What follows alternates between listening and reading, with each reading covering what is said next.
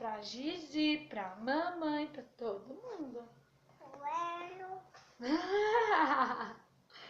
O Hélio também, pra tia Caca. Vai ficar um pão maravilhoso, porque a Gigi que ajudou eu a fazer. Agora ele é para a sabia? É.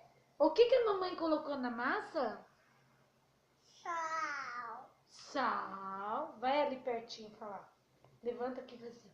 Sal. O que mais que a mãe colocou na massa? Sal, açúcar, sal, Ovos. açúcar, O que mais? Ovos. ovos, Ovos. O que mais? Azeite. azeite, Trigo.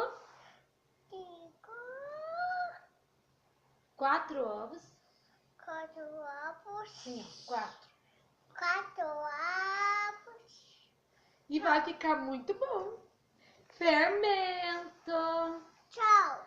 Oi, diga, vamos aprender a fazer pão. Vai ficar a sobrancelha. Agora você sabalé. Vai dançar balé? Ai, que lindo. Ó a cara dela, oi. Ó a cara dela. Como que tá de pão. Não pode comer mais que dá dor de barriga. E ó a minha. Nossa, mãe. Esse pão aqui vai ser um milagre de Deus, filho.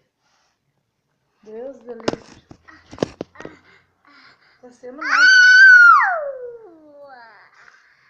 Beijo Beijo, tchau. pra todos.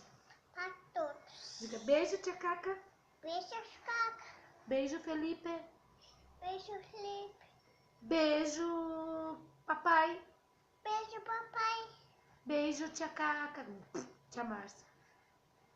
Beijo, Cacaca. Beijo, Hélio. Então vamos terminar o pão, porque senão nós vamos amassar o pão mesmo. O Hélio? Ah, poeira. É poeira também, se ele quiser um pedaço, nós damos pra ele. Ele deu pro Hélio. Não pode subir na mesa, senão vai cair em cima do pão com a cara. Pá! Opa! Dá soco no pão. Pá, pá, pá.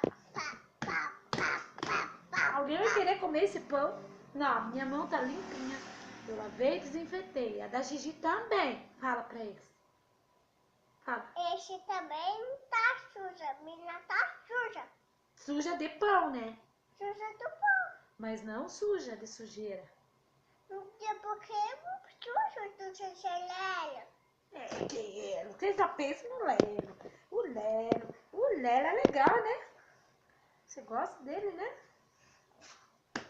O Hélio tem um pedaço de pão. É, não vou dar pão pro Hélio. Ah, não vou não. Vou É, dar pro pão pro Hélio. pá. Pá! Não é comer massa, mas chega. E pá! E Ó, vamos dar tchau. Tchau.